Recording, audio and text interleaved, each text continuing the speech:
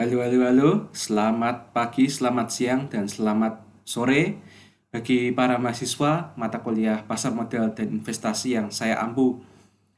Di video ini, pada minggu kuliah hari ini, kita akan belajar tentang materi setelah analisis fundamental dan analisis teknikal, yaitu apa yang disebut sebagai risk dan return. Nah, di sini mungkin kalian akan merasa aneh kenapa kok materi ini baru dibagikan sekarang. Ya, dan wajar kalau kalian merasa aneh ya, karena seharusnya ya ketika kita ngomong tentang sebuah investasi, normalnya yang harus dijelaskan adalah apa rewardnya dan apa risknya. Ya, secara teoritis maupun secara hitung-hitungan. Ya. Nah, kenapa kok materi tentang risk dan return itu justru dibahas setelah kita semua itu membahas tentang banyak sekali instrumen-instrumen keuangan terutama di pasar modal. Ya, alasannya adalah karena kalian memang harus tahu dulu bahwa yang namanya kesempatan investasi di pasar modal itu banyak.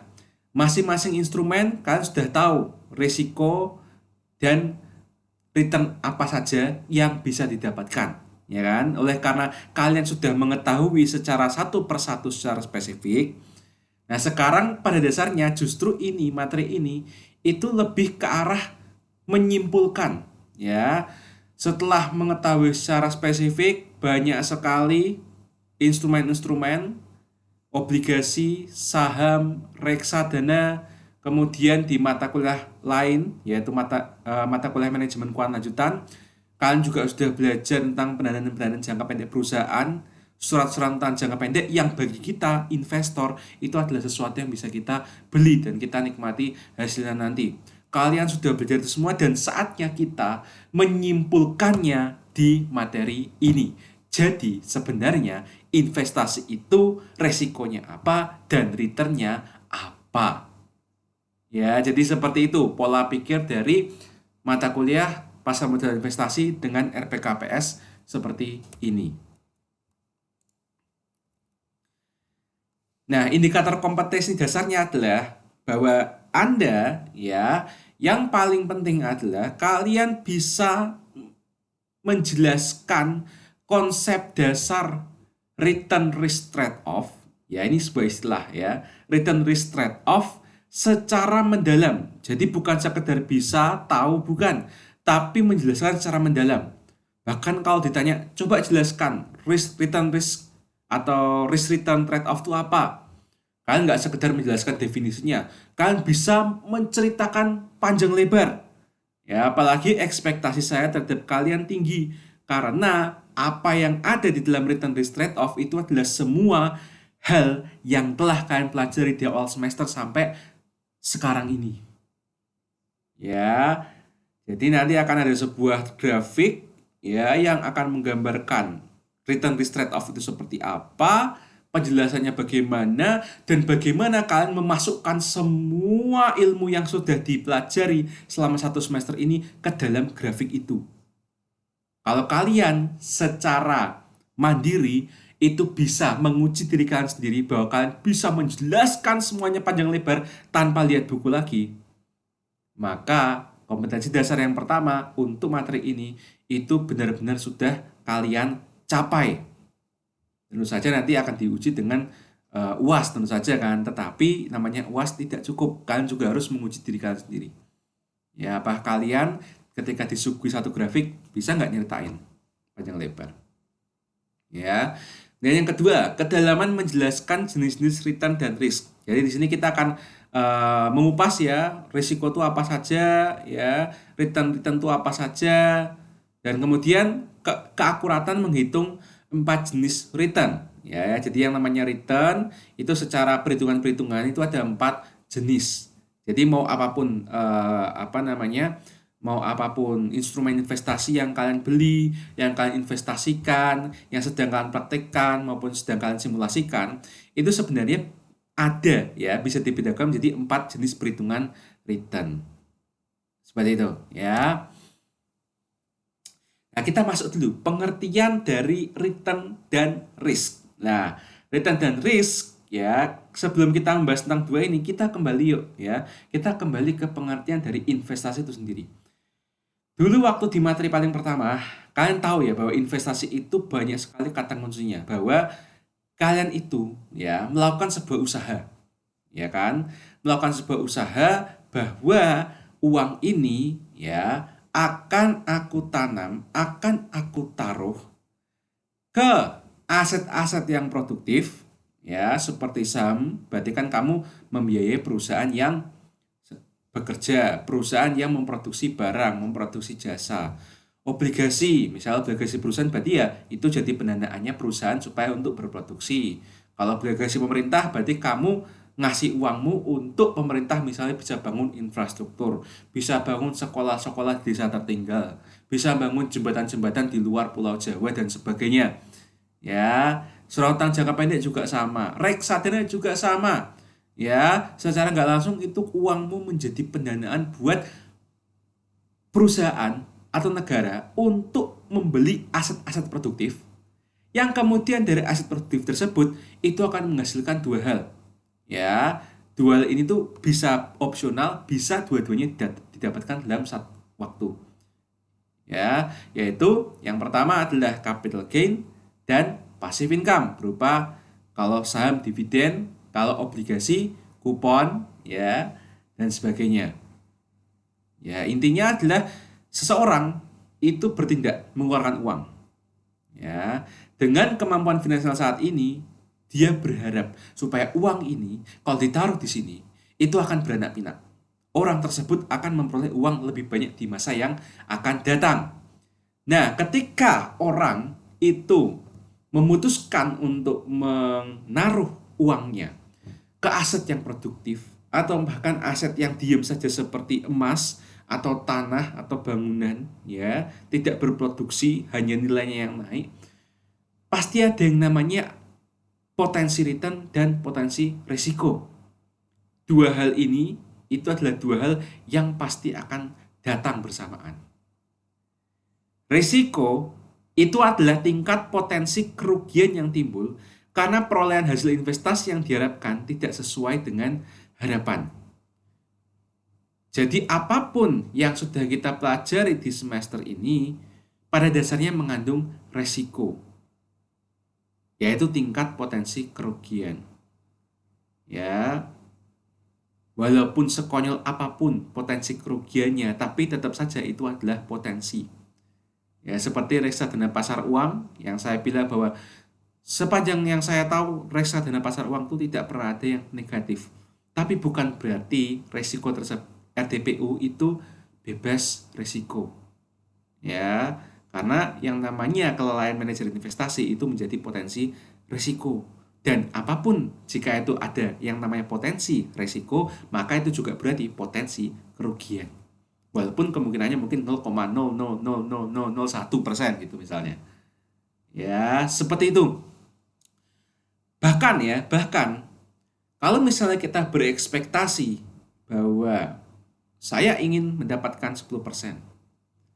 Terus kemudian ternyata setelah menunggu setahun, ternyata yang saya dapatkan bukan 10%, 9%. Orang kan juga berpikir bahwa yang penting kan positif, mending lah ya daripada rugi. Tetapi secara ilmiah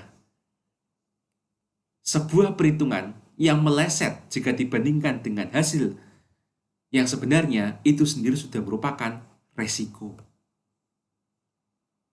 Seperti itu. Ya, intinya adalah kalian berharap tetapi kemudian tidak sesuai dengan harapan. Itu namanya resiko. Oleh karena itu yang namanya resiko itu juga bukan hanya pada investasi. Di seluruh aspek kehidupan pasti ada namanya resiko. Pasti. Jangan percaya dengan yang namanya bebas resiko. Ya, itu adalah prinsip kehati-hatian dalam hidup. Nggak ada yang namanya bebas resiko, nggak ada. Ya. Dan kemudian imbal hasil atau return adalah nilai ya yang kita harapkan untuk dapatkan atau telah kita dapatkan dari aktivitas investasi kita ke sebuah aktiva atau aset. Ya, nilai yang kita harapkan itu bisa berupa perkiraan, Bisa juga berupa kontrak yang pasti, ya berarti kita ngomong obligasi, ya kan? Atau mungkin nilai yang kita harapkan berarti ya seperti reksadana, ya apapun jenisnya, itu kan bukan berarti bahwa masa lalu akan mencerminkan masa depan. Bahwa di masa depan produk investasi ini mungkin tidak akan bisa mengulangi prestasinya di masa lalu. Ya, saham juga sama. Siapa yang bisa menjamin 100% bahwa setahun kemudian, 2 tahun kemudian ini pasti akan naik terus? Atau kemudian ketika turun, habis itu bilang jangan khawatir pasti akan naik. Siapa yang bisa jamin? Ya, manusia nggak ada yang bisa jamin. Manusia hanya bisa memforecasting. Tinggal forecastingnya masuk akal atau akal-akalan. Ya, tapi apapun yang kita ekspektasikan untuk dapat untuk kembali ke kita itu disebut sebagai imbal hasil atau return. Jadi, apa kaitan dengan tiga konsep ini? Ya, jadi gini, kalau misalnya kalian itu naruh sebuah uang, terus kemudian tidak menghasilkan, itu bukan investasi. Ya, investasi tanpa imbal hasil bukanlah investasi. Ya, apalagi nanti lebih jauh lagi, kalian akan mengenal banyak sekali standar-standar subjektif. Investor memiliki standar-standar subjektif. Misalnya, kalau aku invest di sini tapi nggak bisa melebihi inflasi, ini bukan investasi.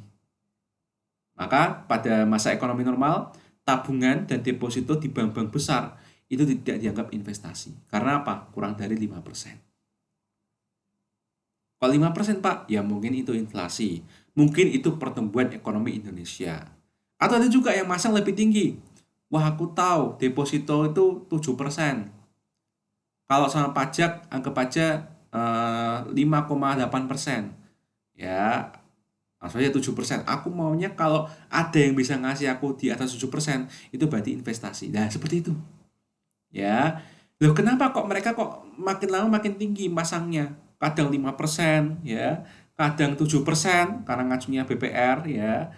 Kadang misalnya 10%, ya, karena ngacunya adalah mungkin ada obligasi yang dia beli terus kemudian secara pasti dapat 10%, berarti dia kalau misalnya invest di saham atau reksadana saham, mungkin dia pasangnya lebih tinggi daripada 10% dan terus gitu.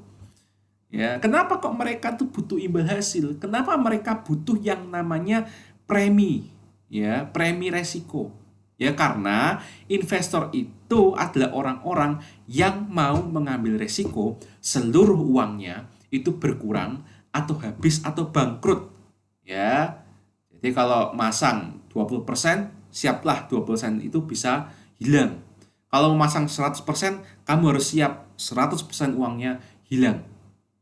Dan gak hanya di pasar modal ya, orang bikin bisnis pun ya kadang ada yang bodoh juga. Bodoh dalam artian tuh dia komit dengan bisnis ini 100%, tapi dia nggak ngitung-ngitung akibatnya dengan kondisi keuangan pribadi. Ketika gagal bisnisnya, dia sudah nggak punya apa-apa. Itu definisi orang awam yang tidak pandai, tidak paham yang namanya investasi. Sekali lagi, bisnis itu juga investasi. Oleh karena itu, ini juga harus diperhitungkan.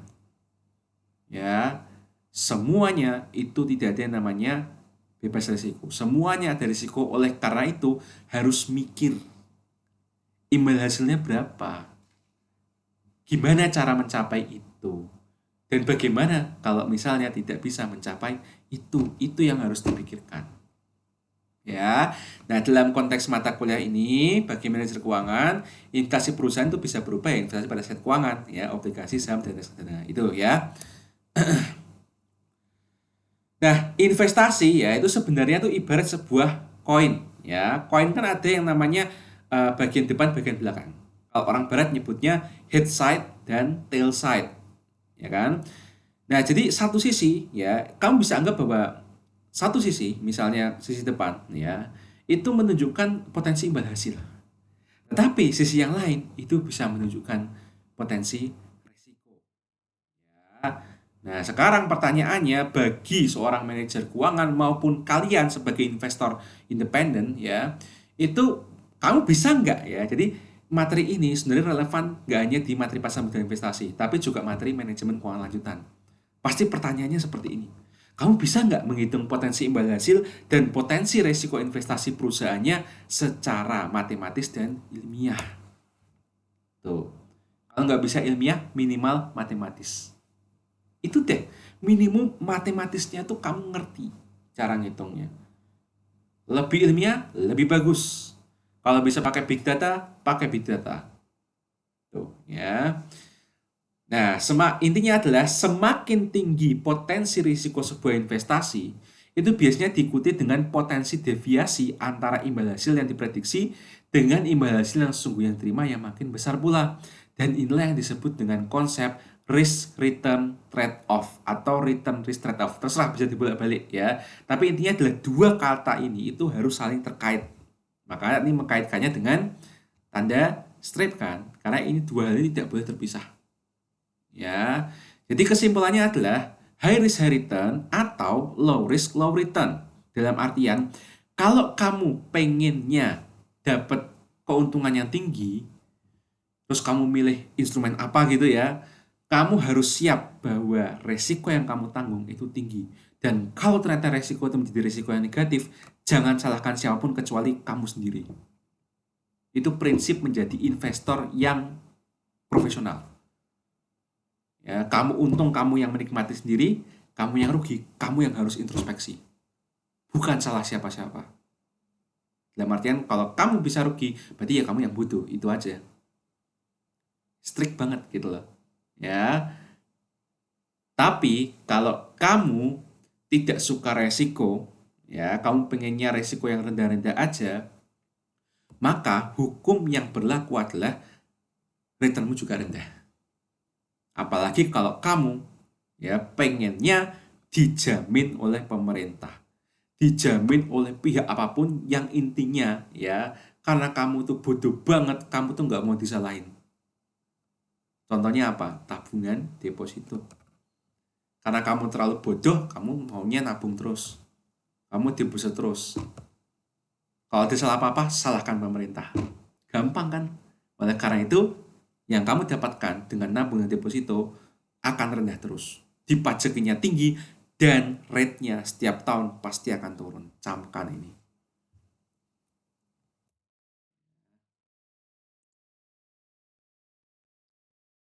Nah, ini ya, gambar ini atau grafik ini ya itu disebut sebagai risk return spectrum ya.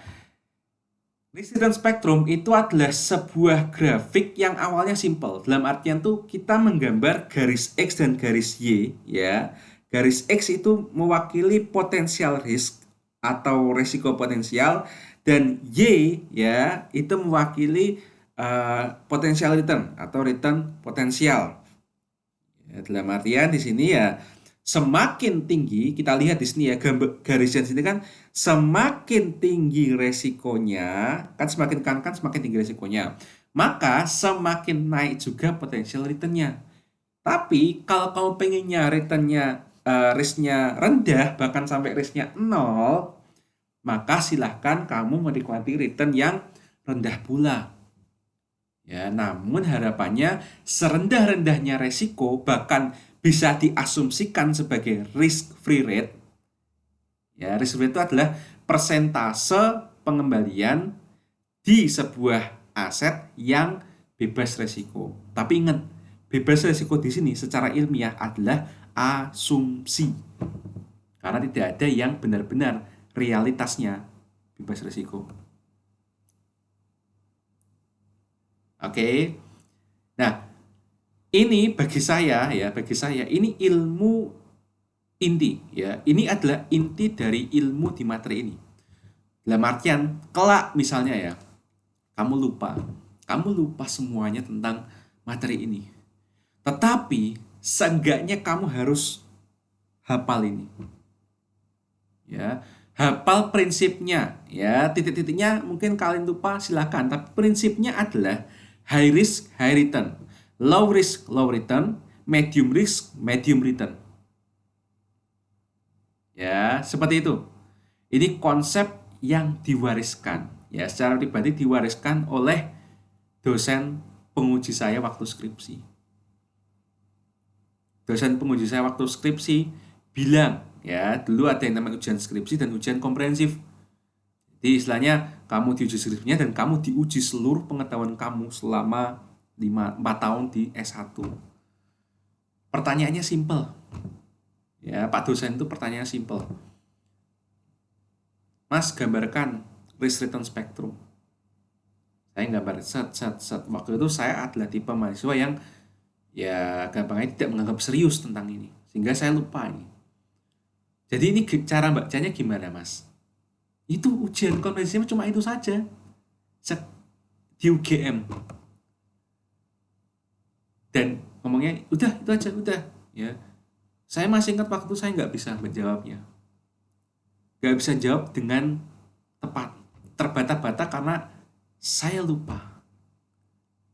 Ya, saya lupa bukan cara membacanya, tapi area-areanya, instrumen apa saja yang ada di sini, saya lupa. Tapi saya diluluskan. Dan dosen saya berpesan bahwa kamu kelak mau nanti kerjanya di bagian keuangan, atau mungkin jadi investor, atau mungkin bahkan kamu melupakan segalanya di UGM ini. Jangan lupakan ini. Karena apa? Ini yang akan menuntun kamu berkeputusan keuangan seumur hidup kamu. Karena banyak sekali orang di luaran sana, ada yang baik, ada yang jahat. Baik sekalipun mereka punya agenda, mereka mementingkan hidup mereka dan tidak segan-segan untuk menggunakan mulut manisnya untuk mendapatkan uang kalian, uang kamu. Ya, termasuk para salesman, termasuk para pedagang, termasuk para penjual produk, termasuk para agen-agen asuransi. Ya, kita kan nggak tahu mereka orang baik apa orang jahat. Masalahnya adalah mereka bekerja. Mereka diajari bekerjanya seperti itu. Mereka harus menghidupi diri mereka sendiri dengan cara yang lumrah, di mana uang itu mengalir. Termasuk mereka ingin uang kamu. Nah, sekarang saya ngomong ke kalian semua. Saya ceritakan bahwa ini tuh penting. Penting bukan buat kerja. Ini penting buat hidup. Ya, karena kelak kamu pasti di masa depan kamu akan menyesal pasti. At some point, even saya pun saya tetap punya penyesalan. Dalam artian tuh, kok aku nggak serius sejak dulu gitu loh. Ya, even saya pun juga punya penyesalan. Apalagi kalian, yang istilahnya kalian backgroundnya mungkin biasa-biasa saja. Ingin konsentrasi keuangan, ingin investasi. Banyak sekali nanti di luar sana, di depan kalian nanti, cobaan-cobaan.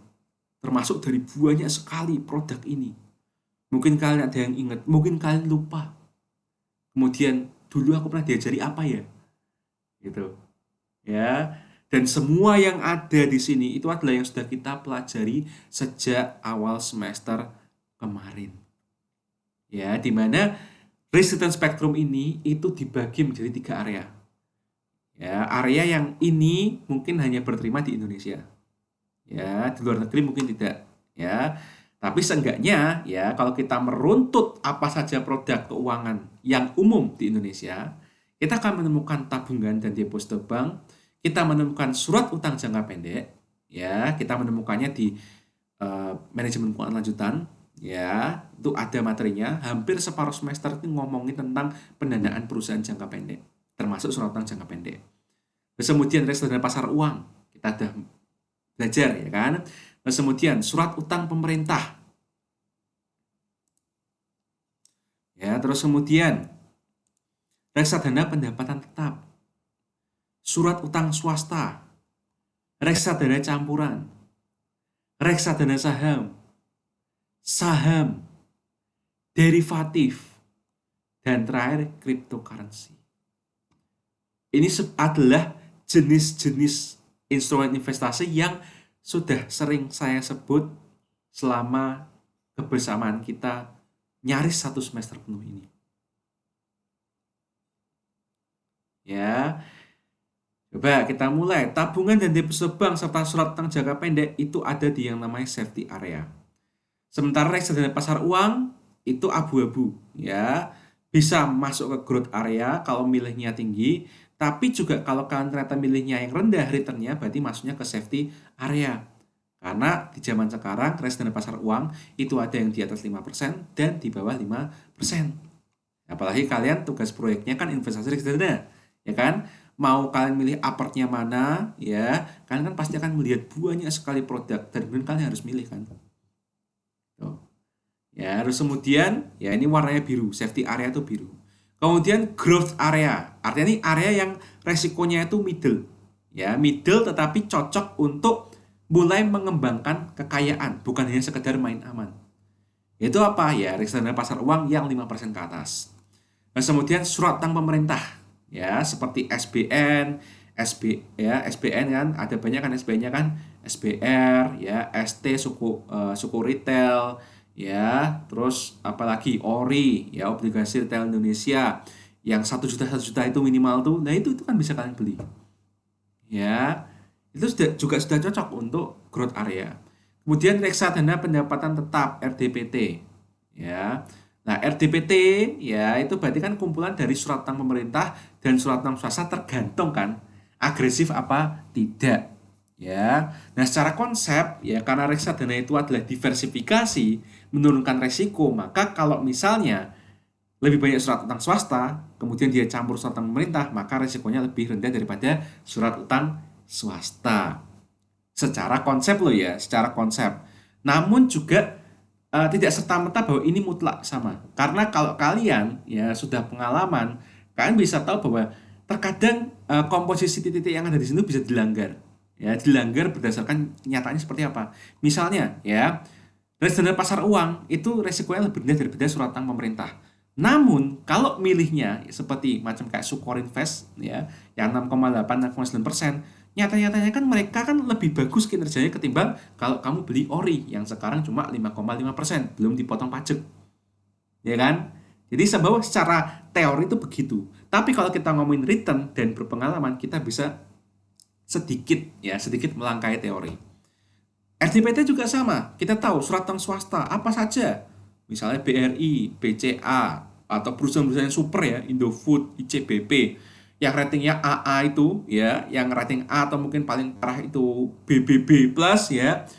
Itu paling berapa sih? 8% ya, 7% ya, itu pun kadang-kadang dipotong pajak 15%.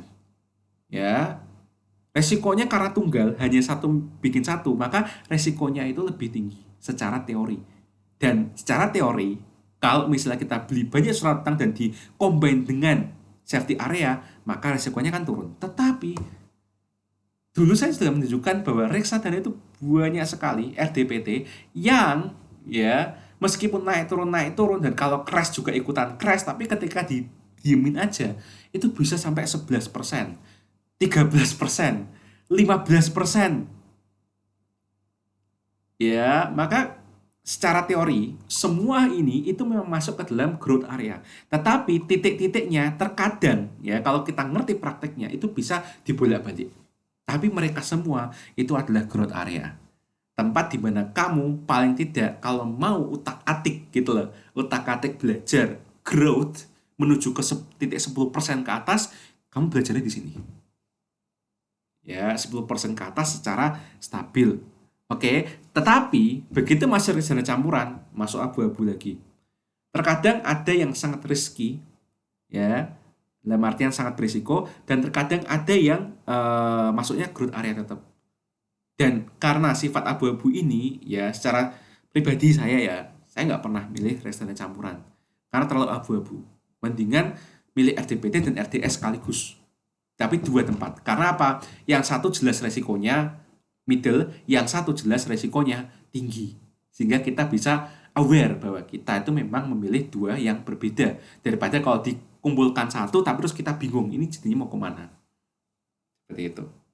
Ya, kemudian kita masuk ke area yang risky ya. Di dalam artian tuh di sini itu sebenarnya sangat hampir tidak ada yang namanya jaminan. Jaminan bahwa kamu itu pasti untung. Secara legalitas mungkin ada jaminannya. Ya, perlindungan hukum ada. Tetapi Masalah untung apa rugi, nyaris murni 100% itu ditentukan oleh kamu sendiri. Contohnya apa? Reksadana saham. Ya, resikonya lebih rendah daripada kalau cuma megang saham satu tok. Dalam artian, ya kalau kamu megang saham yang beneran super. Kalau kamu ngerti caranya. Kalau kamu salah gimana? Nyangkut di atas, wah nasibnya berat. Daripada gitu, mending serahkan saja ke yang ahli. Reksadana saham. Langsung aja beli berapa puluh saham yang bagus-bagus, tapi serahkan kepada mereka, ya, para manajer investasi, atau bahkan beli indeksnya aja sekalian, ETF. Ya, resikonya lebih rendah. Seperti itu. Walaupun masih risky karena masuk di area di mana semuanya tergantung kamu. Untung apa ruginya. Nah, kemudian yang lebih tinggi dari saham apa? Derivatif. Ya, kontrak-kontrak forward, opsi, futures itu sudah kita bahas secara sedikit ya, sedikit permukaan konsep-konsepnya di bab-bab awal kan. Nah, kemudian yang paling terbaru seperti cryptocurrency atau bahkan yang banyak baru-baru seperti P2P lending atau mungkin equity crowdfunding. Ya, mungkin secara legalitas mereka ada equity crowdfunding dan P2P lending ya, tapi secara risiko lebih besar ya. Itu. Cryptocurrency apalagi ya, secara legalitas di Indonesia belum ter ini ya, apa namanya, terkunci secara legal itu belum. Ya, walaupun misalnya di Cina ada digital yuan, ya, di Amerika bentar lagi ada digital dolar, bukan digital US dollar tapi digital dolar, ya. Itu adalah cryptocurrency yang dikeluarkan oleh pemerintah sebagai alat tukar ya masyarakatnya. Nah, kita di sini belum ya, belum mengambil digital rupiah atau gimana. Itu merupakan hal yang menarik untuk diikuti ya sebagai apa namanya, seorang pemerhati keuangan ya, akademisi keuangan. Silakan kalian perhatikan nasibnya apa sambil kalian berpraktek menguasai area-area yang ada di bawah ini untuk selanjutnya kalian berani ke area yang risky ya. Area risky minimum saham ya. Kalau kalian masih takut masuk derivatif, wajar. Takut masuk cryptocurrency, wajar. Karena apa? Kamu di sini itu bisa kaya banget, tapi kamu juga bisa bukan sekedar miskin, bangkrut. Ya, kalau saham itu paling parah apa? Miskin. Ya, apalagi kalau misalnya nggak mau pakai margin call, itu pasti paling nggak minimum miskin lah, gitu loh. Nggak sampai bangkrut. Tapi kalau dari sini, hati-hati. Kalau udah terlanjur masuk banyak dan salah masuk gitu ya istilahnya ya, kabum ya.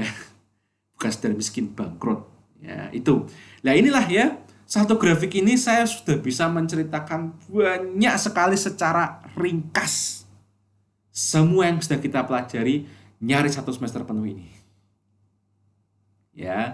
Dan saya harapkan kalian ya, meskipun tidak bisa melalui UAS ya, kalian harus menguji diri kalian terus menerus, setiap minggu, setiap bulan. Tanyakan kepada kalian sendiri ya, gambar ini di print besar-besar, pasang di kamar kalian, uji diri kalian sendiri, kalian sudah siap nggak hidup dengan pedoman ini, seperti ini ya.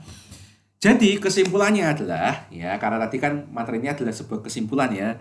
Jadi investasi ya, yang namanya investasi itu adalah sebuah kegiatan yang beresiko.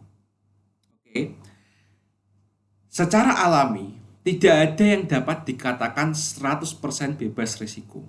Yang ada hanyalah minim risiko. Jadi jangan kemakan iklan. Oke. Ya, bahkan yang legal pun iklannya juga kadang-kadang nggak bener ngomongnya bebas resiko, padahal harusnya minim resiko. Dan kalau sampai ada iklan ngomong bebas resiko, yakin jangan-jangan itu adalah investasi yang tidak diakui oleh OJK. Ya, hati-hati. Oke. Tapi seseorang ya itu bisa untuk menguasai resiko. Ya, tidak mungkin seseorang itu mengalahkan resiko. Tetapi seseorang itu bisa menguasai resiko. Mereka menerima resiko, mereka menguasai resiko, dan mereka mengetahui cara menurunkan resiko. Baik itu dengan mengandalkan orang lain, yaitu reksadana, atau dengan membentuk portofolio investasi sendiri. Ya, portofolio itu kan akan kita bahas minggu depan, ya kan? Yaitu caranya adalah dengan benar-benar mengetahui apa yang kamu lakukan, atau yang kalian sudah mungkin ikutin ya di komunitas investor, yaitu kamu harus memiliki circle of competence. Dalam artian, kamu sebagai lulusan ekonomi, kalau kamu memang nggak tahu pada satu hal, ngomong kamu nggak tahu. Tetapi jangan sampai kamu tidak tahu apa-apa. Minimum kamu harus tahu satu hal sangat mendalam. Misalnya dalam investasi saham, kamu taunya apa? Kamu taunya makanan. Ya sudah, kamu dalami industri makanan seperti apa. Ya, fundamental perusahaan makanan seperti apa. Menilai fundamental perusahaan seperti apa. Menilai manajemennya seperti apa. Berita-berita apa yang signifikan.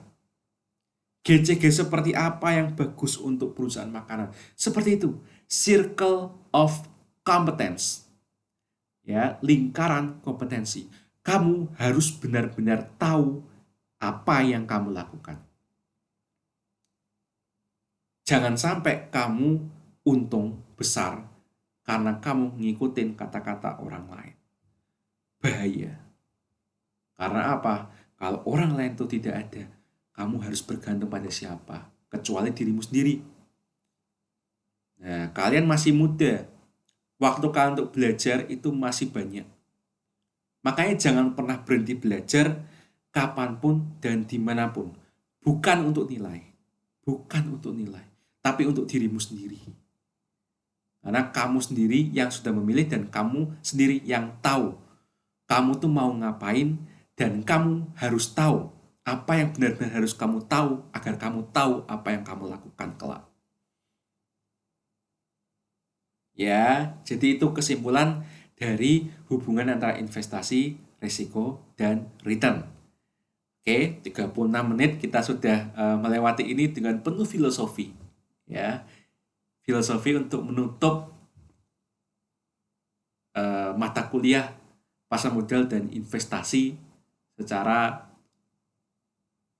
praktik ya, namun teorinya kita masih banyak ya.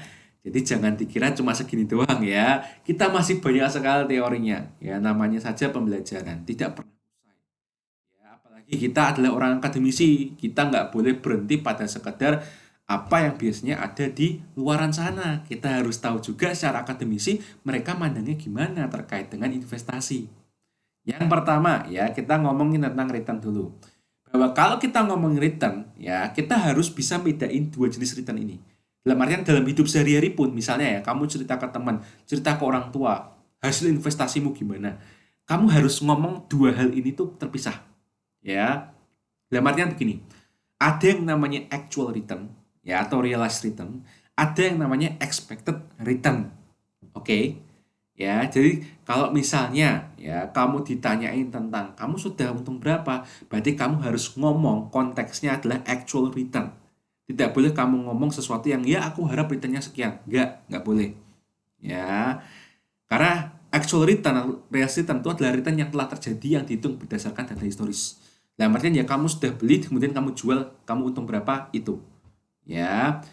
Nah, expected return itulah return yang diharapkan akan diperoleh di masa depan atau sering disebut juga dengan istilah required return. Dan seringkali expected return itu ya dasar penentuannya adalah actual return yang terjadi di masa lalu. Jadi misalnya, oh tahun 2020 kemarin aku returnnya segini. Berarti aku bisa berharap bahwa tahun 2021 aku bisa returnnya ya mungkin agak di atas ini atau di bawah ini seperti itu. Ya, lah secara matematikanya itu akan lebih kalian dalami di materi portofolio investasi minggu depan. Oke. Nah, jadi di sini ada sebuah catatan kecil bahwa return yang diperoleh secara historis itu merupakan tingkat return minimal yang diinginkan investor atas preferensi subjektif investor terhadap resiko. Jadi seringkali yang namanya expected return itu seringkali itu preferensinya subjektif.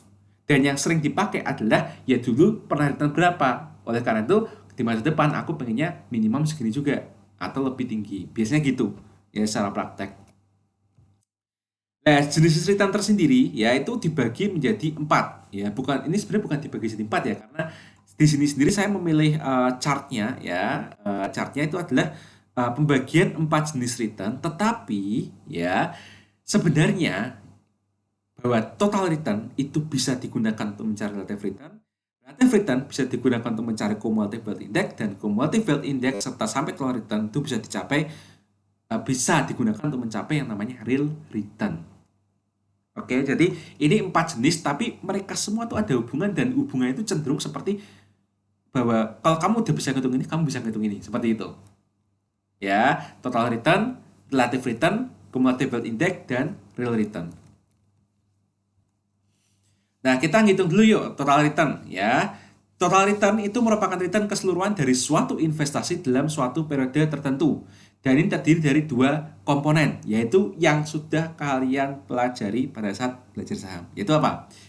Dividend yield, ya, atau mungkin kalau obligasi, ya seperti kupon obligasi kan, ya. Nah, dividend yield itu adalah komponen return yang mencerminkan aliran kas atau pendapatan. Atau bahasa kerennya, orang populer adalah passive income.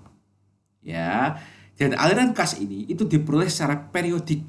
Sifatnya bisa tetap seperti obligasi, atau sifatnya bisa, ya, kalau misalnya tetap itu mungkin karena kebijakan perusahaan, atau mungkin bisa karena yang penting ketika laba bagi dividen, kalau rugi berarti nggak bagi dividen, seperti itu. Ya. Dan kemudian yang kedua adalah capital gain atau capital loss, karena bisa aja kan buy high, buy low sell high, atau buy high sell low. Ya, dalam artian kamu pada saat krisis kamu beli, kemudian sekarang kamu panen, kamu jual, atau sekarang pas Desember ini banyak sekali saham-saham menaik, terus kamu keburu karena takut, terus kemudian beli, ternyata habis turun-turun terus, ya, pucuk gitu ya, pasukan pucuk, ya, kamu bisa loss. Ya, jadi ini capital gain dan loss itu adalah komponen return yang mencerminkan naik turunnya harga suatu surat berharga yang bisa memberikan keuntungan atau kerugian bagi investor. Total return, menghitung total return itu intinya gampang ya. Total return itu intinya adalah dividend yield ditambah capital gain. Dividend yield rumusnya adalah, ya, pembagian dividen pada suatu periode dibagi dengan harga saham pada saat kamu membelinya. Ya, cara bacanya itu aslinya seperti ini. Namun, ya, penggunaan rumus ini itu sangat tergantung konteks permasalahan. Ya, konteks permasalahan paling gampang adalah ketika kamu praktek. Misalnya kamu beli sekarang, ya. Beli Sido muncul. Sekarang harganya misalnya 750.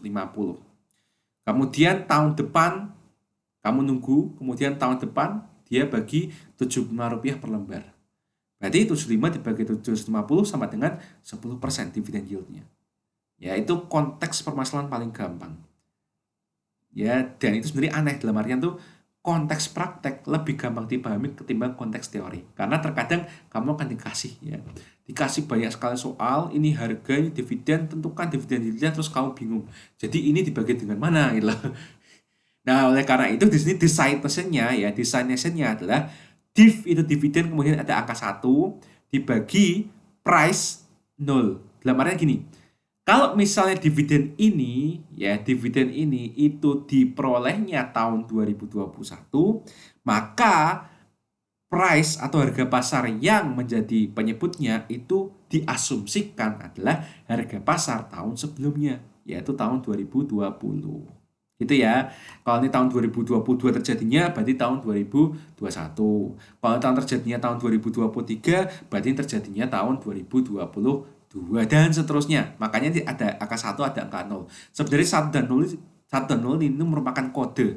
Kode bahwa ini adalah saat ini, atau mungkin tahun lalu, atau saat awal mulanya, gitu, intinya gitu ya. Kemudian dividen 1 intinya adalah setahun atau satu periode di depan 0. Seperti itu. Oke. Nah, kemudian capital gain. Capital gain ya intinya adalah kamu dulu beli berapa, terus kamu kemudian jual berapa, intinya itu berapa persentase dari yang kamu beli. Intinya gitu. Ya, ibarat kata seperti kamu, ya, jualan sosis. Kamu jualan 15.000. Terus kamu ngitung HPP-nya adalah 10.000. Kamu untungnya berapa secara rupiah? 5.000. Secara persen berapa? 5.000 dibagi kamu punya modal waktu beli 10.000 per biji. Berarti 50%. Ya, kan gampang kan? Sebenarnya kan konsep seperti ini kan nggak perlu diapalkan sebenarnya. Yang penting kamu istilah kamu membawa dirimu dalam sebuah saham, Ada dua macam potensi keuntungan. Bagaimana kalau semuanya itu digabung? Nah, gitu loh. Ya, dividen capital gain. Dividen ya intinya adalah kamu beli harga berapa, terus kamu dapat dividennya berapa, ya udah dibagi aja. Capital gain intinya adalah dulu kamu beli berapa, terus habis itu kamu jual berapa, kamu untungnya berapa, terus secara persentase berapa dong? Nah, gitu. Ya, seperti itu. Nah, misalnya nih, PT Wijaya Karya memperkirakan akan ada pendistribusian dividen tahun depan, ya, dividen tahun depan sebesar 150 per lembar. Anggap aja berarti tahun depan kan 2021. Berarti tahun ini berapa? Tahun 2020. Nah, harga saham perusahaan saat ini adalah 8.000 per lembar.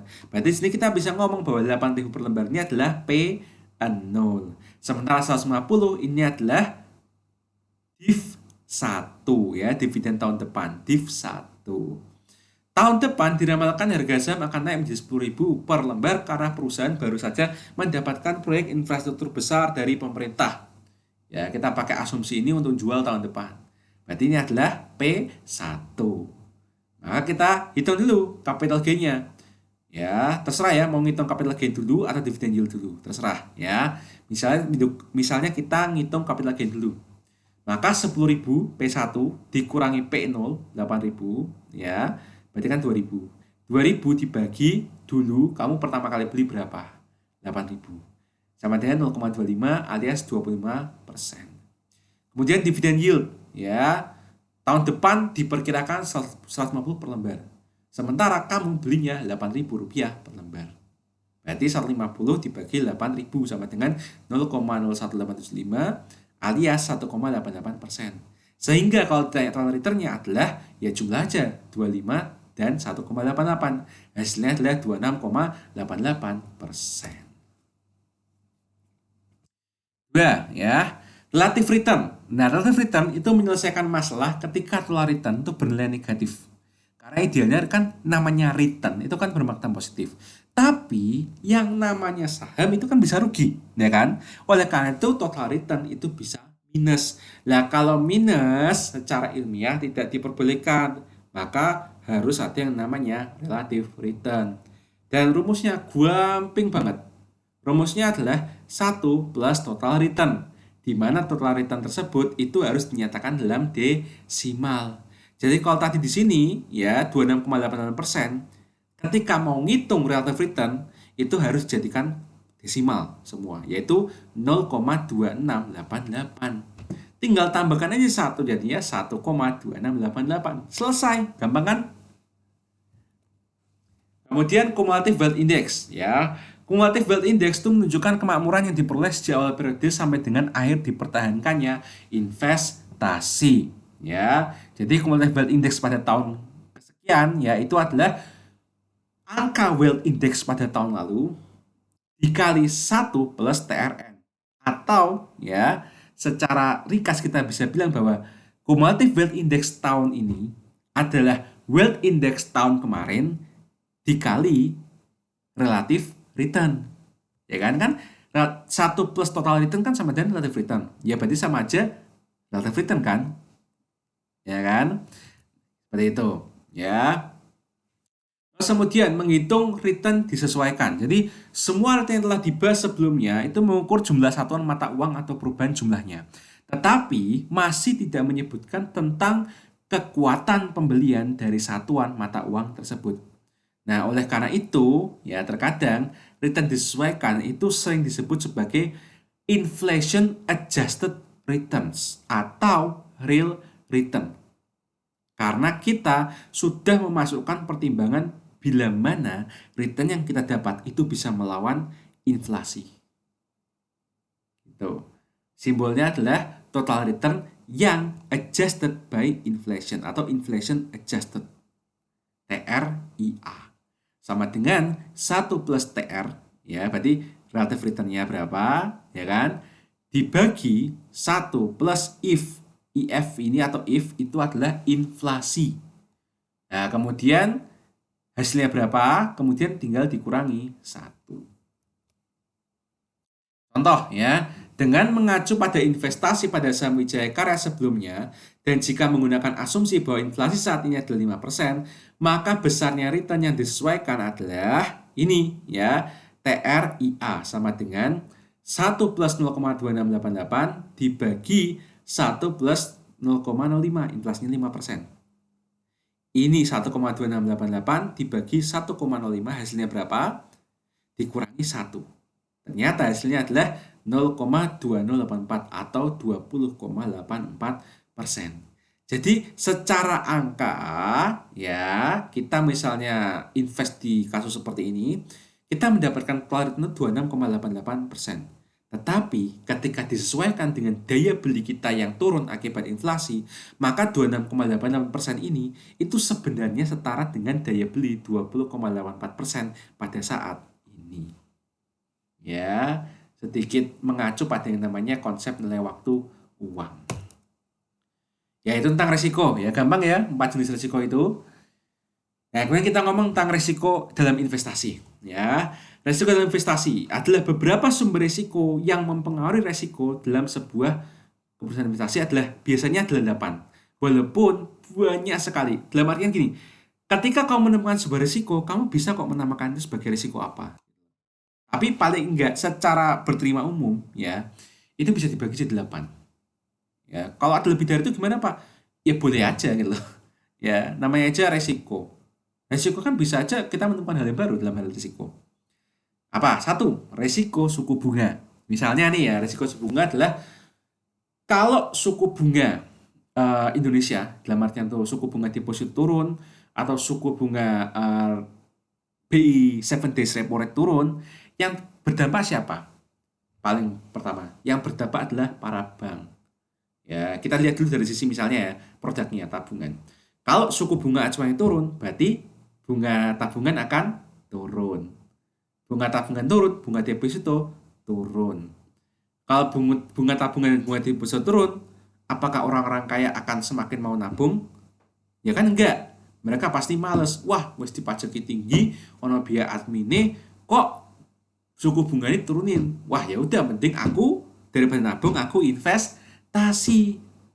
Maka risiko suku bunga itu adalah ya ini, buat perbankan misalnya suku bunga turun berarti buat perbankan buat orang yang nabung itu jelek, tetapi buat orang yang investasi itu bagus. Kenapa? Karena orang-orang yang nabung itu akan berpindah ke pasar modal. Seperti itu. Terus ada banyak sekali, ada lagi yang bisa ceritakan terkait dengan risiko suku bunga. Misalnya dari bank lagi, tapi bukan produknya, tapi bank itu sendiri. Dalam artian ketika suku bunga turun, sama aja kan dia tanggung jawabnya dia untuk ngasih bunga ke nasabah itu kan semakin ringan. Tapi meskipun sudah ditekan oleh pemerintah untuk suku bunga pinjamannya turun, yang namanya bank siapapun itu tuh pasti ngeles lagi ono. Dalam artian, wah kita perlu penyesuaian gini. Ya, sementara masih banyak kredit masuk. Ya, jadi misalnya, wah udah turun sampai 4%. Kok kamu masih kreditnya masih 10%, masih 11%. Harusnya turun dong sampai 8. Ya, bentar kami lagi penyesuaian. Nah, tapi kan tetap aja ada lag time gitu. Lag time yang membuat supaya perbankan itu memanfaatkan lag time tersebut. Misalnya dalam jauh 3 bulan harus semuanya 8% gitu misalnya. Berarti secepat mungkin mereka akan narik banyak kredit. Ayo dong kredit di tempat kami. Ya, akhirnya istilahnya terus kemudian jadinya mereka dapat profit yang banyak. Dan kalau dapat profit yang banyak, maka yang invest di saham perbankan juga akan punya kemungkinan laba bersihnya naik sama dengan kemungkinan dividennya makin besar. Betul? Hanya dengan satu tindakan naik turun saja itu banyak dampaknya. Ya, misalnya suku bunga turun itu juga punya dampak kemana?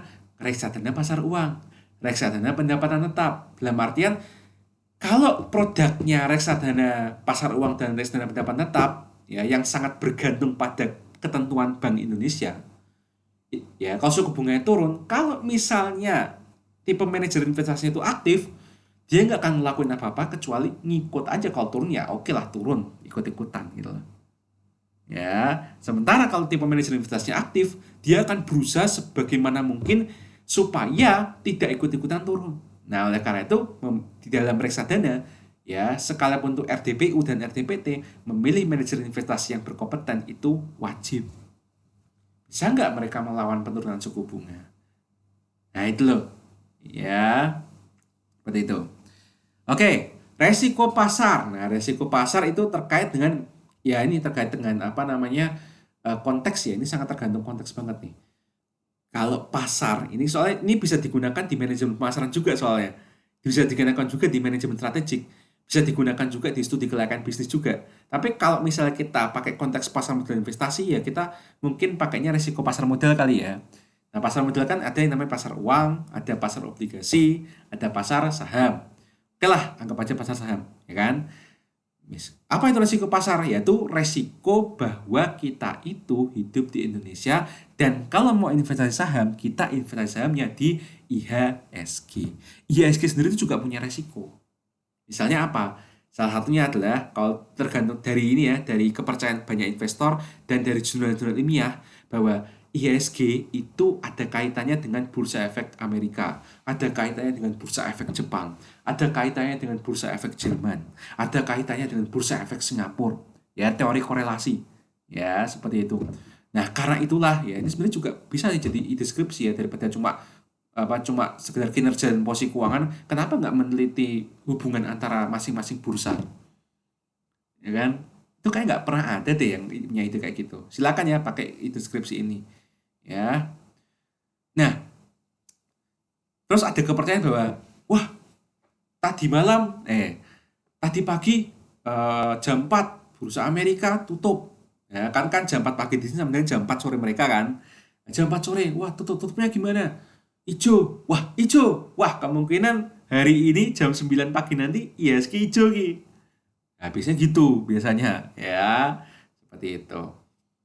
Ya, atau misalnya ya terkait dengan kita kan tahun 2020 ini kan punya sesuatu yang bagus ya buat jadi contoh, yaitu apa? COVID, COVID-19. Ya, ketika WHO ngomong bahwa COVID-19 sudah menjadi wabah di akhir Maret, ya, setelah tanggal 24 Maret, ya mulai 24 Maret sampai dengan pertengahan April, ya, atau mungkin minggu pertama April, itu saham itu turun drastis banget. Udah kayak mau depresi tuh. Minus sampai 30% lebih. Nah, sementara kita yang misalnya terlanjur masuk di pasar saham, kita gimana kalau misalnya telat keluar? Misalnya nggak jual, tapi tetap nahan. Seperti saya, nahan terus. Karena saya emang nggak punya niat jual gitu. Ya, nahan terus. Apa yang terjadi pada saya? Yang terjadi pada saya adalah merah membara. Ya, seolah-olah bahwa kayaknya semua keputusan investasi saya salah. Semuanya merah. Karena ikut-ikutan IHSG juga merah. Aku telat keluar. Saya masih simpel aja. Ya wis, ke pasar setahun merah merah gitu. Bagi saya, wah ini kesempatan bagus. Bagi orang banyak ini resiko, bagi saya ini kesempatan. Nah gitu. Memandangnya juga bisa banyak hal. Ya, harga-harga barang, harga-harga saham murah, wes. Pilih aja perusahaan-perusahaan yang bagus, lagi murah. Wah, ya pantau terus, caplok terus, caplok terus, caplok terus. Nah, barang murah, ya. Seperti itu. Ya, kemudian risiko inflasi ini juga sama ya. Artinya kalau misalnya inflasinya rendah, berarti kamu masang standar returnnya juga mungkin bisa agak rendah-rendah. Tapi kalau misalnya inflasinya tinggi, berarti kamu kalau investasi, standar investasimu juga harus tinggi. Ya, artinya semakin negara itu inflasinya rendah atau bahkan deflasi seperti sekarang ini, kamu ngapain apapun, cuan sedikit itu sudah bagus berdasarkan teori ini. Ya, seperti itu. Oke. Dan inflasi itu pun sebenarnya kan juga menjadi acuan bagi Bank Indonesia untuk naik nurin suku bunga. Maka resiko inflasi itu seringkali terkait dengan resiko suku bunga. Ya, inflasi naik, suku bunga bisa naik. Inflasi turun atau deflasi, suku bunga bisa aja turun. Sampai sampai rada-rada ini ya, tajam turunnya gitu. Keempat, resiko bisnis. Ini ya mestilah ya. Dalam artian, kalian kan bukan orang-orang awam yang cuma bisa ngikutin kata-kata orang terkenal kan. Dalam artian kalau misalnya kamu invest di reksadana, invest di saham, kan pada dasarnya kan kamu tahu kan uangmu tuh kemana. Ya, uangmu itu menjadi pendanaan sebuah perusahaan atau banyak perusahaan. Artinya adalah apapun yang dilakukan oleh perusahaan itu akan berdampak kepada kamu. Dan apa yang dihadapi oleh bisnis itu juga secara nggak langsung harus kamu hadapi. Membeli saham sama dengan membeli bisnis itu. Membeli obligasi sebuah perusahaan sama dengan kamu mempercayai perusahaan itu bisa tetap tangguh. Membeli reksadana yang secara nggak langsung memberikan pendanaan bagi banyak perusahaan sama saja kamu percaya pada mereka untuk bisa menang di keadaan yang susah. Seperti itu. Ya. Kalau ada bisnis bangkrut dan kemudian berdampak pada portofolio kamu, pada saham kamu, jangan nyalahkan siapa-siapa. Salahkan dirimu sendiri. Karena kamu berarti tidak memperhitungkan resiko bisnis. 5. Resiko finansial. Ya, ini terkait dengan semester 3 ya. Resiko finansial itu terkait dengan semester 3 yaitu analisis kinerja keuangan perusahaan kan. Kita ngambil analisis trend, analisis common size, analisis rasio keuangan, itu semua tuh resiko finansial. Ya, nggak perlu saya bahas lagi ya, itu banyak sekali. Ya, dari segi likuiditas perusahaannya, solvabilitas perusahaannya, efektif efisien tidaknya perusahaan, profitabilitasnya, seperti itu ya. Kemudian 6, resiko likuiditas. Nah, resiko likuiditas itu bukan berarti likuiditas keuangan perusahaan, bukan, tapi likuiditas kamu sebagai investor. Dalam artian kalau kamu ya memegang sebuah aset ya, sebuah instrumen keuangan yang tidak mudah diperjualbelikan, itu berarti kamu mengasumsikan risiko likuiditas. Tapi risiko likuiditas itu juga sangat subjektif. Dalam artian ada yang suka liquid, ada juga orang yang suka tidak liquid. Saya termasuk dua-duanya, tergantung perusahaannya apa. Misalnya kalau saya saham BRI, berarti saya pinginnya adalah saham BRI ini adalah liquid. Tetapi kalau misalnya saya ngomongin tentang Adira Finance, ADMF, atau Sido muncul, saya justru ingin kedua perusahaan ini kalau bisa tidak liquid sama sekali. Karena bagi saya dua perusahaan ini sudah sangat super, sangat emas, ya, potensi dividen bertumbuhnya sangat gede, kalau bisa harganya jangan naik. Bahkan saya berharap bahwa kalau bisa jangan masuk LQ45.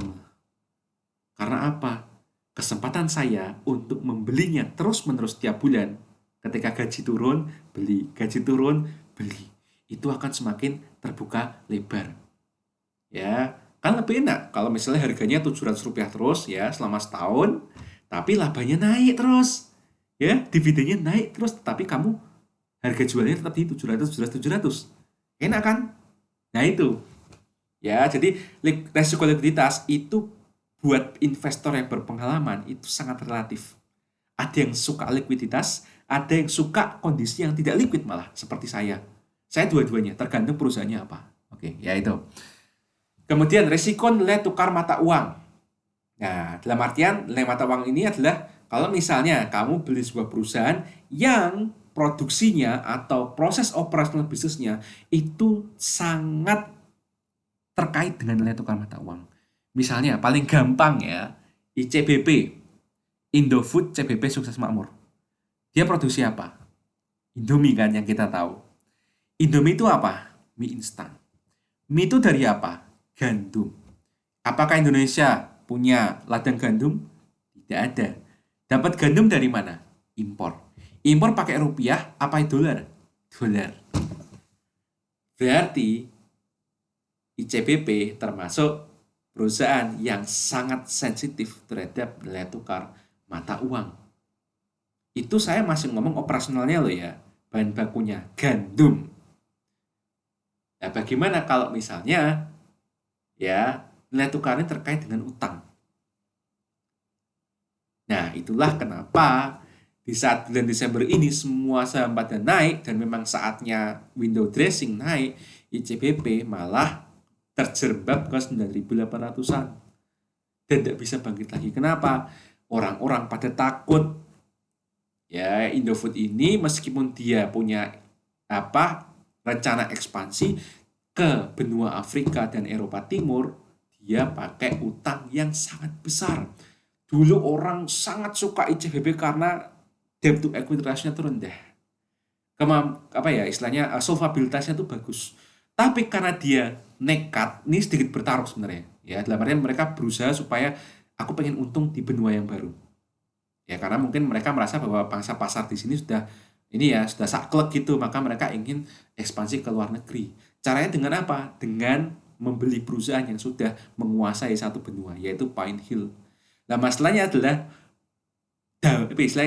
istilahnya kayak seperti David ya, David mencoba untuk mengalahkan Goliat. Ya, ikan kakap mencoba melahap ikan hiu, gampangannya seperti itu. Bisa, caranya dengan apa? Dengan utang. Nah, tapi rasio debt equity rasionya sangat tinggi sekali. Ya, dalam artian 5 tahun ke depan itu sebenarnya adalah tahun yang penuh dengan resiko bisnis. Dalam artian kalau bisa mendatangkan profitabilitas yang sangat besar, 5 tahun hutang lunas, kemudian panen uang. Ya kalau berhasil, kalau gagal gimana? Ya, jadi terkadang dalam satu kasus resiko bisnis dan resiko nilai tukar mata uang itu bisa saling berkaitan. Ya, seperti itu. Yang kemudian terakhir adalah risiko negara atau country risk. Ya, secara gampangnya adalah ya karena kita ini hidup di Indonesia, maka yang namanya pasar saham Indonesia atau ya yang namanya pabrik-pabrik ya, pertambangan-pertambangan itu kan ada yang namanya undang-undang kan. Misalnya deh, negara kena COVID, market crash, ya kan? Undang-undang cukai rokok naik 12,5%. Begitu simpang siur, harga HMSP dan gudang garam simpang siur juga. Wah, katanya nggak jadi, tiba-tiba naik. Terus ternyata kena prank Kementerian Keuangan. Jadi cukainya naik 12,5%, langsung ngedrop, glub, glub, glub. Outer check bawah. Nah itu loh. Ya, satu undang-undang bisa menyebabkan ekspektasi terhadap sebuah saham langsung bluk, bluk, bluk, bluk. Seperti itu. Undang-undang minerba. Ya, dalam artian yang sudah habis masa izinnya akan disita oleh negara, langsung pada mendelep semua. Tapi begitu ada yang ngomong bahwa dalam hal ini PTBA memperoleh hak untuk bisa memperoleh tambang-tambang yang sudah disita. Tiba-tiba harga sahamnya naik. Itu kan kayak gitu-gitu. Masih banyak lagi kan, misalnya Indonesia menandatangani sebuah proyek tentang baterai listrik kerjasama dengan perusahaan ini tender bersama dengan PT Antam Inco, langsung tiba-tiba Antam Inco naik bleng ya, gasifikasi coal langsung PTB naik lagi, Adaro naik lagi, ITMG naik lagi ya. Jadi ada yang kaitannya dengan misalnya gini ya, undang-undang negara, kondisi stabilitas sebuah negara, ya, atau bahkan apa namanya plan-plan pembangunan negara, undang-undang negara yang akan diluncurkan, ya, termasuk omnibus law itu juga, itu pasti akan kebaca pasar. Pasar tuh menganggapnya seperti apa? Ini baik atau buruk? Terus bagi perusahaan baik atau buruk atau bagi secara pasar seksual baik atau buruk itu akan tercermin kok. Seperti itu. Ya, uang masuk atau uang keluar itu risiko negara. Nah, tetapi di antara kedelapan itu, seenggaknya ya, itu kan 8, ya 8. Tetapi yang namanya risiko dalam investasi itu cuma dibagi jadi dua jenis aja kok. Ya, yaitu risiko non sistematik dengan risiko sistematik atau yang disebut sebagai unsystematic risk ya dan systematic risk. Nah, jadi ini ada dua ya. Coba kita pelajari. Risiko non sistematik atau unsystematic risk itu adalah risiko yang tidak terkait dengan perubahan pasar secara keseluruhan. Dalam artian pasar ya atau pemerintah atau suku bunga atau gimana itu mau gimana naik turunnya, dinamikanya gimana. Ya, kalau kita pegang saham ini, peduli cuek bebek, maju-maju terus. Tuh. Ya. Resiko ini berarti intinya adalah kalau misalnya harga saham sebuah perusahaan naik turun, biasanya itu terkait dengan perubahan kondisi mikro perusahaan. Kalau misalnya pasar lagi gini, Indonesia lagi gini, atau industri itu lagi begini, dia anteng-anteng aja. Oh, berarti dia perusahaan ini berarti resiko non sistematiknya rendah. Dia cuma mengandung resiko internal, perubahan kondisi mikro perusahaan. Seperti apa? Ya, misalnya profitabilitasnya, solvabilitasnya, seperti itu. ya, atau mungkin manajerialnya tiba-tiba jadi buruk, kemudian rapat pemegang saham lagi, ya seperti itu, ya. Nah, oleh karena itu resiko-resiko yang seperti ini, ya, itu bisa diminimalisir dengan diversifikasi aset dalam sebuah portofolio. Nah, diversifikasi asetnya dalam sebuah portofolio itu sudah kita pelajari duluan, yaitu apa? Reksadana. Tetapi ya, hitung-hitungan diversifikasinya jadinya seperti apa dalam sebuah portofolio akan kita lebih perdalam lagi di minggu depan. Sehingga unsystematic risk itu sering disebut juga sebagai diversifiable risk. Resiko, ya, jadi risk, resiko, able itu dapat, resiko yang dapat didiversifikasikan. Dalam artian kalau kamu di saham takut untuk megang satu saja, ya sudah, minimum ya kamu megang berapa kayak gitu loh. Ya, nah berapa berapa Pak minimum? Ya tergantung orang-orang, circle of competence-nya berapa. Atau paling enggak kalau misalnya kamu masih sangat pemula ya dan juga kamu itu nggak percaya sama manajer investasi alias reksadana, ya minimum ya kamu 9 lah. Ya, 9 perusahaan yang kesembilannya itu tidak boleh terkait sama sekali atau secara diagram korelasi ya itu sangat rendah. Caranya gimana Pak? Ya kamu lihat aja di IHSG. IHSG kan industrinya kan kebagi jadi 9 sub sektor industri kan. Ya udah kamu coba aja masing-masing sub industri satu ya. Perbankan satu, mining satu, perkebunan satu, ya, industri dasar kimia satu, consumer goods satu, industri lain-lain satu, properti satu, infrastruktur satu, ya gitu. Ya, cara paling bodohnya kayak gitu ya. Contohnya apa? Yang masuk dalam resiko non sistematik. Ya, resiko bisnis, ya kan? Resiko finansial, lebih jelas. Resiko likuiditas, ya, dalam artian sahamnya itu sendiri ketika diperdagangkan tuh apa namanya liquid apa tidak. Kalau kamu nggak suka yang apa anteng-anteng aja non liquid, ya sudah ngapain dipilih, kan nggak ada keharusan kamu harus milih saham itu kan. Kalau misalnya emang kamu nggak suka liquid, ya udah kamu cari aja yang lain sesuai dengan profil likuiditas kamu. Resiko bangkrut itu kan juga tergantung perusahaan kan, tata kelolanya gimana, GCG-nya gimana, ya kan. Terus kemudian resiko negara. Nah, sebenarnya resiko negara itu kalau kamu tahu caranya itu bisa di diversifiable. Dalam artian kadang ya kalau kamu tahu caranya, kamu bisa invest nggak hanya di IHSG tapi di Wall Street, ya, di New York Stock Exchange. Kamu bisa beli Facebook, kamu bisa beli Apple, kamu bisa beli Google. Ya, walaupun mungkin bukan sahamnya tapi kontrak sahamnya. Ya, CFD, ya. Ada yang namanya eToro tapi saya nggak akan bahas di kelas ini karena kalau kalian saja belum menguasai saham di negara ini, saya nggak akan ngasih tahu kalian tentang lebih lanjut tentang eToro. Ya, itu. Kemudian risiko kedua, risiko sistematik atau systematic risk. Ini adalah risiko yang berkaitan dengan perubahan yang terjadi di pasar secara keseluruhan. Kebalikan dengan tadi, ya, berarti ini nggak ada kaitannya dengan perusahaan. Dalam artian, kamu mau milih perusahaan apapun, kamu tidak akan bisa menghindar dari risiko ini. Oleh karena itu, ini disebut juga dengan undiversifiable risk atau general risk atau risiko yang tidak dapat didiversifikasikan. Resikonya nggak akan berubah meskipun kamu beli semua saham yang ada di pasar saham. Contohnya apa? Resiko tingkat bunga. Naik turunnya itu pasti akan mempengaruhi secara langsung maupun nggak langsung pasar modal. Resiko nilai tukar mata uang, apalagi ya kita floating rate kan, rupiah terhadap dolar, rupiah terhadap yen, rupiah terhadap yuan, rupiah terhadap pound sterling. Ya kan itu kan floating. Apakah kita bisa seorang diri mempengaruhi nilai tukar mata uang? Nggak bisa.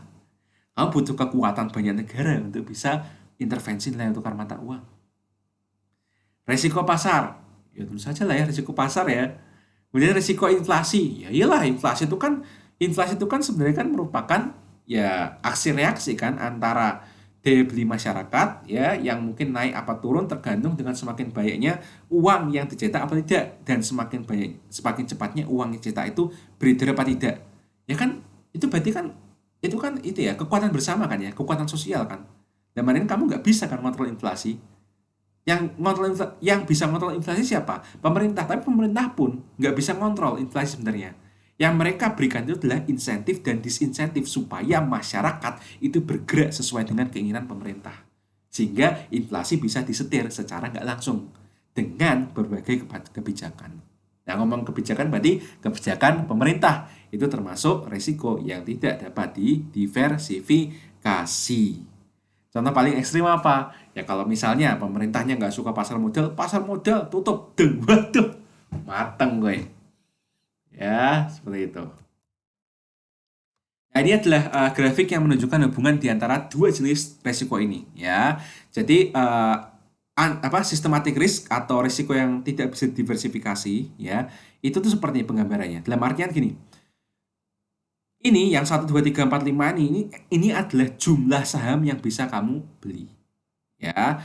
Terus yang ke atas ini, ya, sumbu Y itu adalah risk. Dalam artian kan ini resikonya tinggi, terus ini resikonya rendah, terus ini resikonya kan tinggi gitu kan ya bacanya. Dan di sini itu ada dua garis. Satu itu lurus terus, satu itu awalnya di tinggi banget kemudian turun terus. Ya. Nah, di sini ya, jadi misalnya ya kamu beli satu saham, dua saham, tiga saham, 10 saham, 21 saham, kamu beli reksadana sekalipun, ya, ada resiko-resiko yang tidak bisa diturunkan. Makanya batasnya tuh di sini. Ya, seperti itu. Oke, ini sebuah simbol bahwa mau kamu berusaha seberapa apapun, resiko ini tidak akan pernah bisa hilang. Kemudian ada yang namanya diversifiable risk atau resiko yang bisa didiversifikasi. Seperti tadi, resiko bisnis, resiko finansial, resiko likuiditas. Dalam artian kan berarti kita bisa menghilangkan resiko itu dengan entah kamu milih perusahaannya itu yang bagus atau kamu milih perusahaannya ya itu yang tidak ada kaitannya satu dengan yang lain. Artinya kamu nambah kepemilikan kamu di saham yang berbeda yang tidak boleh berkaitan sama sekali harapannya gitu loh. Sehingga apa? Sehingga kalau yang satunya turun ya seenggaknya yang lain nggak ikut turun atau mungkin naik sehingga bakbu gitu. Ya, terus kemudian yang satunya lagi turun, yang kemudian yang tadi turun jadi naik, bakbu juga kan? Ya kan? Tapi secara jangka panjang pasar saham itu naik. Oleh karena itu kamu bisa mengandalkan diversified risk untuk turun. Tetapi ya semakin kamu punya banyak sekali saham bukan berarti resiko yang bisa diversifikasi itu ke tingkat nol ya. Ini kan garisnya kan nggak lurus gini terus nol gitu kan. Enggak. Tapi dia akan turun, tetapi begitu sampai di titik tertentu, dia akan melandai penurunannya. Melandai seperti pesawat mendarat. Ya kan? Tapi mendaratnya itu bukan di dasar, mendaratnya misalnya di platform apa gitu, misalnya lantai 3, lantai 4 gitu ya, di banyak bandara internasional ya, kan sering itu bertingkat-tingkat tuh. Ya begitu seret, yaudah, tapi nggak bisa turun melebihi non-diversifiable risk. Maka dari ini juga bisa menekankan sekali lagi bahwa yang namanya investasi itu pasti berisiko dan seminim-minimnya resiko itu bisa kamu tekan, tetap ada risiko yang tidak bisa kamu hindarkan. Oleh karena itu jangan sekali-kali berharap dalam investasi ada seseorang atau pihak yang akan 100% bantu kamu, karena kamu hanya bisa mengandalkan dirimu sendiri pada akhirnya nanti. Oke. Nah, itu adalah penutup dari saya, ya. Nah, sekarang tugas untuk kalian, ya. Untuk resiko karena di sini tidak ada hitung-hitungan, resiko akan lebih ditonjolkan di minggu depan, ya. Sekarang kita fokus ke sini, return, ya. Misalnya, dari data PT IOA Paper di samping ini, hitunglah jenis-jenis return untuk tahun 2010 sampai tahun 2014, ya. Jadi kita kan ada 4 return tuh, ya kan? 4 returnnya yaitu adalah total return, relative return, ya, dan CBI dan real return, ya kan. Nah tapi ya yang harus kamu cari adalah dividend yieldnya berapa, ya, capital gain to loss-nya berapa, total return-nya berapa. Oke. Dan kemudian relative return berapa, return berapa. Jika inflasi 5% diasumsikan sama setiap tahun. Ya, jadi di sini perintahnya jelas ya. Jenis-jenis return untuk tahun 2010 sampai 2014. Oke. Sementara datanya dimulai tahun 2009. Tapi yang harus kamu hitung 2010 sampai 2014. Oke, saya ingin ngecek kalian awas enggak gitu loh. Ya, peka enggak dengan petunjuk seperti ini? Ya, ini ada harga saham, ini ada dividen setiap tahunnya, ya kan? Ingat-ingat bahwa tahun 2009 itu hanya sebagai pelengkap. Oke? Pelengkapnya seperti apa? Pikirkan sendiri. Ya, saya akan melihat apakah kalian ngitung returnnya ini sudah nangkep dengan maksud saya apa enggak. Oke, dan disarankan mahasiswa itu mengerjakannya bukan hanya dengan nulis caranya hasilnya berapa, nulis caranya hasilnya berapa, nulis caranya hasilnya berapa. Tidak, ya. Tapi tabel ini dilengkapi ke kanan biar enak tabulasinya, ya. Jadi mengisi jawabannya ya mengisi jawaban jenis returnnya itu dengan bentuk tabel. Jadi harga saham dividen, kemudian misalnya dividend yield, habis itu capital gain atau loss, terus kemudian tambah kolom lagi total return, terus tambah kolom lagi relative return, terus tambah kolom lagi real return. Seperti itu. Ya, tetapi tabelnya dilengkapi, semua jawabannya diisi, dan caranya harus ditulis di bawahnya. Jadi silakan dikerjakan di sebuah kertas, kemudian kalian scan dengan cam scanner, kemudian kalian kumpulkan, ya deadline-nya seperti biasa, ya deadline-nya minggu depan, ya minggu depan adalah deadline-nya. Dan kita untuk masalah tugas-tugas ya setelah ini itu akan kita bahas ya bersamaan dengan pertemuan terakhir kita yaitu tanggal 7 Januari. Jadi 7 Januari ya kalian mahasiswa itu yang mau menggunakan ini untuk presentasi, pilihan sahamnya apa, silahkan nabung. Dan juga pada hari itu kita akan gunakan untuk cari tahu, ya dalam artian saling mencocokkan jawabannya. Yang benar jawabannya seperti apa.